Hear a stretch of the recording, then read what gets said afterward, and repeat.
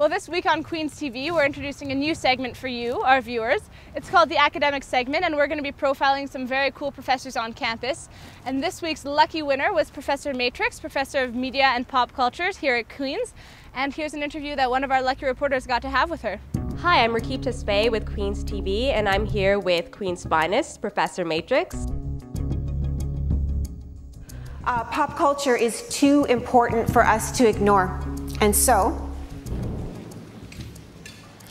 those people who would say that pop culture is a bunch of empty cultural calories and that if we consume too much of it, we're going to lose our taste for the finer fare in life, culture and art, may be people who subscribe to this theory right here, Big Mac theory. At Queen's I teach film and mostly I teach popular culture, so mass media, mass communications. Okay, and what do you find so interesting about your subject? Just about everything. It's a really, really broad subject, pop culture. So we do some television, we do gaming, digital culture, we do magazines, advertisements. Probably the advertisements are the most compelling. Because if you analyze a movie too much or you analyze an advertisement too much, you can actually just lose your sense of humor and start making mountains out of molehills, and people will accuse you of just reading so much into it. We're going to make mountains out of molehills and read way too much into it, because it can also be pleasurable to go on and on about things that are small and silly. Outside Queen's, I do a lot of research on digital technologies. So I'll study things like cell phone use, or the importance of YouTube, or the rise of Twitter. I do digital culture studies. Okay. And if you weren't doing this now, well, where do you think you would be? Good question. I think I would be in media and media production or advertising, marketing, public relations. Okay. I would love for it. I think if I had to give my last lecture, it would be on the importance of the web and how it's changed culture, how it's changed communication, relationships between people. I think it's pretty profound. Mm-hmm. So we're talking a lot about culture here, and we touched on the web, and so social networking has dominated our generation for the past couple of years.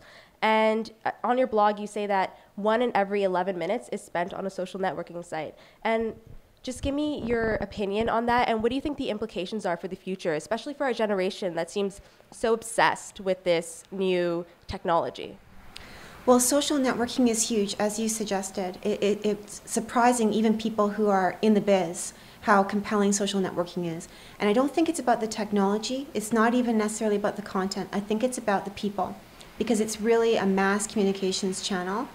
And it means that we can always stay connected to our friends, and we can always meet new people and learn things about the lives of people that we may never meet in person. It's just, it's infinitely compelling. I think that we're going to see an increasingly networked digital culture. And so what we're going to see is that our personal lives, our professional lives, our media habits will all sort of come together. And I think that a big force behind that is going to be Google. Here's a word for you that you might find handy. Pop culture is polysemic. In other words, it means different things to different people. A piece of pop culture media has the ability to have different messages within it, and it really depends on your own positionality. In fact, the media that you think means X today, you walk around the block or you live your life for a couple years, you come back and you see it completely differently. And so media, popular media, has layers of signification, and it has the capacity to be polysemic. What do you hope that your students take out of your lectures every time they leave your class? I hope they take something out of the lecture that they can talk about with their friends or talk about with their family. Something that will be sort of like water cooler fodder, so that they can have conversations. Because when you do that, you become more articulate about your own views on popular culture, and that's really my goal in the class, is for people to, be able to have permission to think about pop culture in a serious way. So the producers of media are, well, young people like you, and we who produce media are smart, and we know that there's going to be resistance. And so there's got to be a way, when you're producing pop culture, to incorporate and thus maybe neutralize skepticism and resistance.